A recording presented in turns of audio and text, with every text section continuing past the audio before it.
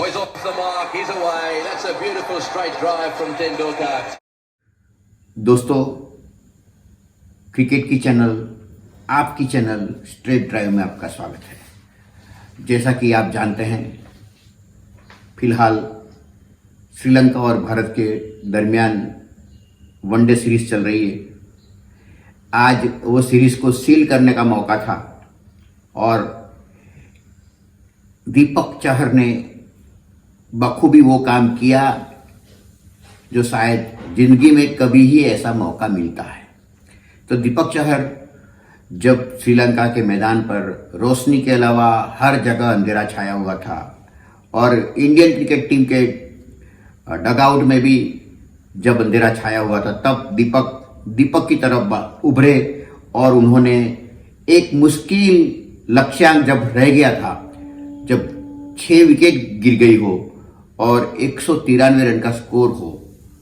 तब लगता था कि अब इंडिया के पास इतना बैटिंग ऑर्डर है, बैटिंग करने वाले खिलाड़ी है नहीं और श्रीलंका के बॉलर बिल्कुल हावी हो चुके थे। और खास करके हसारंगा, उन्होंने अपनी बेहतरीन गुगली से, बेहतरीन स्पिन की कला से इंडियन टॉप ऑर्डर्स को बिल्कुल विफल कर दिया। जब धवन भी नहीं चलते हैं, जब शो भी नहीं चलता है और जब पिछली मैच के हीरो ईशान किशन एक स्पिन को पढ़ नहीं पाए, मिस टाइम कर गए और जब वो बोल्ड आउट हो गए, इसके बाद दूसरी मैच खेलने वाले जिन्होंने बड़ा इंतजार किया, बड़ा सब्र रखा, सूर्य कुमार यादव, उन्होंने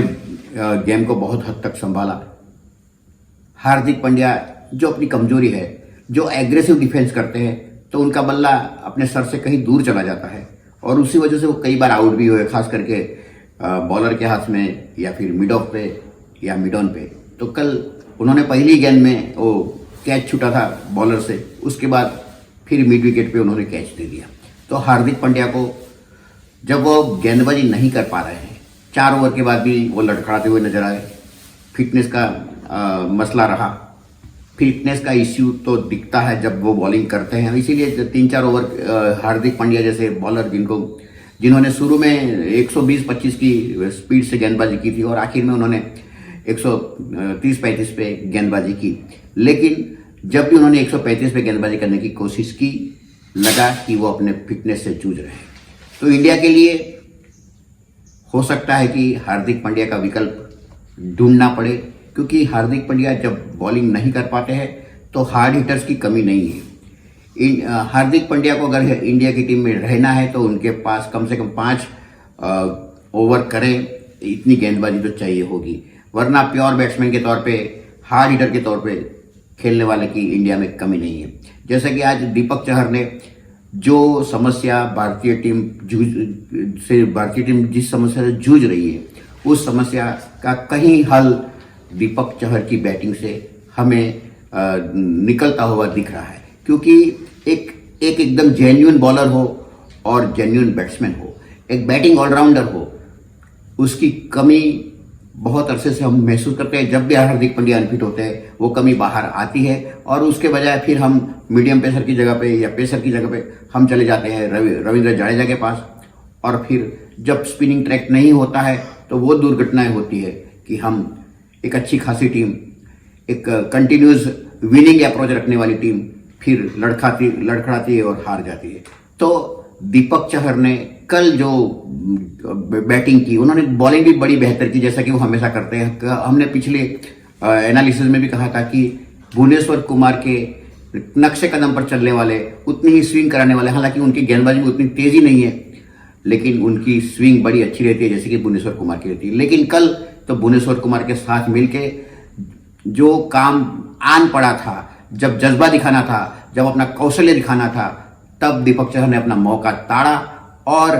वो करके दिखाया जो आज तक बहुत कम इंडियन 8 नंबर पे कर पाए। इससे पहले रविंद्र जडेजा ने ये काम किया था और अब ये दीपक चहर, क्योंकि जब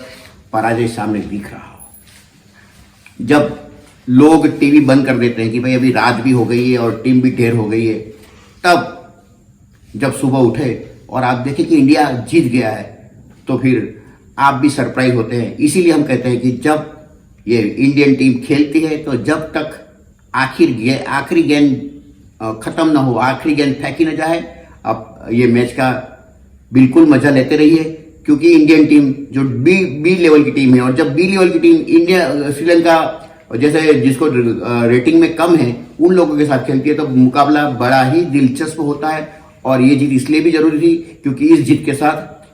इंडिया वो देश बन गया है जिन्होंने किसी भी अपने एक प्रतिस्पर्धी के खिलाफ सबसे ज्यादा वनडे मैचेस जीते हैं। तो ये 93 का मैच था जो श्रीलंका के सामने इंडिया ने जीता। तो ये विजय से ये बात बाहर आती है कि जब आपके टॉप ऑर्डर्स नहीं चलते हैं, जब आपके 5 बैट्समैन 150 रन के अंदर आउट हो जाते हैं, जब आपका लक्ष्यांक 150 रन से ज्यादा रह जाता है तो किस तरीके से मैच को जीता जा सकता है। तो ये कहना गलत नहीं होगा कि राहुल द्रविड़ ने जिस तरीके से इस टीम को संभाला है, सजाया है और जिस तरीके से सब खिलाड़ियों का माइंड सेट किया हुआ है, ये टीम है जो हारने से घबराती नहीं है लेकिन जीतने का और हर बार जीतने का जज्बा रखती है। तो इसी के साथ कि अगर टॉप ऑर्डर फेल होते हैं